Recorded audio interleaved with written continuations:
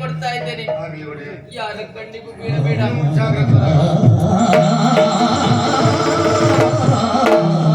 ಎಲ್ಲವನ್ನ ಕಳೆದುಕೊಂಡೆ. ಮಗಳು ಬದುಕಿ ಬಾಳಬೇಕೆನ್ನುವ ಕಾರಣಕ್ಕಾಗಿ ಪರಮಣ್ಣನ ಕೈಯಲ್ಲಿ ಕೊಟ್ಟಂತಾಯ್ತು. ಇನ್ನು ನನ್ನ ಪ್ರಾಣ ಉಳಿಸಿಕೊಳ್ಬೇಕಲ್ವಾ? ಯಾವ ಮಾರ್ಗ ಸಿಗ್ತದೆ ನೋಡ್ತೇನೆ.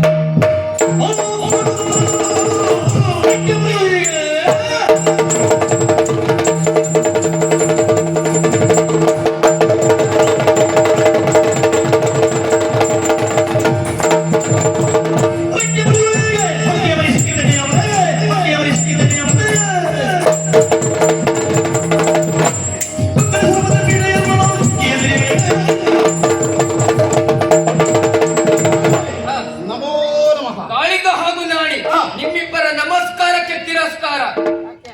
ಏನು ದೊರೆಗಳೇ, ಮಾಡಿಕ್ಕೆ ಬರೆದ ಸರ್ವಾಧಿಕಾರಿಗಳು ನೀವು.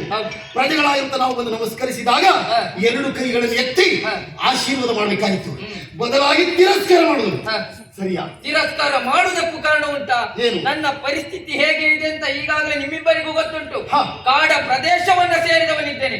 ನಮ್ಮ ನಾಡಿನ ಪ್ರಜೆಗಳೆಲ್ಲ ನನ್ನನ್ನು ಅಟ್ಟಿಸಿಕೊಂಡು ಬರ್ತಾ ಇದ್ದಾರೆ. ಅವರೊಂದಿಗೆ ನೀವಿಬ್ಬರು ಬಂದವರು ಇಲ್ಲಿಗೆ ಬಂದು ನಮಸ್ಕಾರದ ನಾಟಕವನ್ನ ಮಾಡ್ತಾ ಇದ್ದೀರಾ.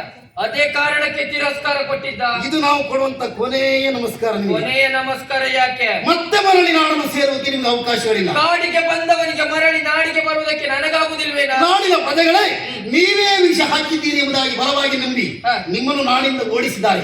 ಸೇರ್ಲಿಕ್ಕೆ ಅವಕಾಶ ಉಂಟಾ? ಪ್ರಜೆಗಳಿಗೆ ಸಂಚನ ಹೂಡಿದವರು ಬೇರೊಬ್ಬರಿದ್ದಾರೆ. ಖಂಡಿತವಾಗಿ ಹೌದು, ನಿಮ್ಮ ಊಹನೆ ತಪ್ಪಲ್ಲ. ಅದಕ್ಕೆ ಬೇಕಾಗಿರುವಂತಹ ತಂತ್ರಗಾರಿಕೆಯನ್ನು ನಿರೂಪಿಸಿದವನೇ ಕಾಳಿಂಗ. ಅಂದ್ರೆ ವಿಷ ಹಾಕಿಗೆ ಸೂಚನೆ ಕೊಟ್ಟದ್ದು ನಾನು, ಹಾಕಿದ್ದು ನಿಮ್ಮಿಬ್ಬರ ಜನ್ಮಕ್ಕೆ ಮಾನ ಬಿಟ್ಟವರೇ, ಮರ್ಯಾದೆ ಸತ್ತವರೇ, ಉಂಡ ಮನೆಗೆ ದ್ರೋಹವನ್ನು ಮಾಡ್ತೀರಾ. ನಾಚಿಕೆ ಆಗುವುದಿಲ್ವಾ? ನೀನೇನು ಅವನಿಗೆ ಕೈ ತೋರಿಸುವುದು? ಇಬ್ಬರಿಗೂ ಹೇಳಿದ್ದು. ನೀವೇನು ಮಾಡಿದ್ದು ಒಳ್ಳೆ ಕೆಲಸವು ಹಾಗಿದ್ರೆ ಏನು ತಪ್ಪುಂಟು? ತಪ್ಪ. ಪ್ರಜೆಗಳನ್ನ ಪ್ರಾಣವನ್ನ ತೆಗೆದದ್ದು ತಪ್ಪಲ್ವಾ? ಖಂಡಿತವಾಗಿ ಬೇಸರ ಇಲ್ಲ. ನಿನಗೆ ಯಾವುದೂ ಬೇಸರ ಇಲ್ಲ. ನೀನು ಮಾಡಿದ್ದೇ ಸರಿ. ನಾವು ತಪ್ಪು ಮಾಡಿದ ಒಪ್ಪಿಕೊಂಡಿದ್ದೀವಲ್ಲ, ಒಪ್ಪಿಕೊಳ್ಳುವುದು ಎಲ್ಲಿ?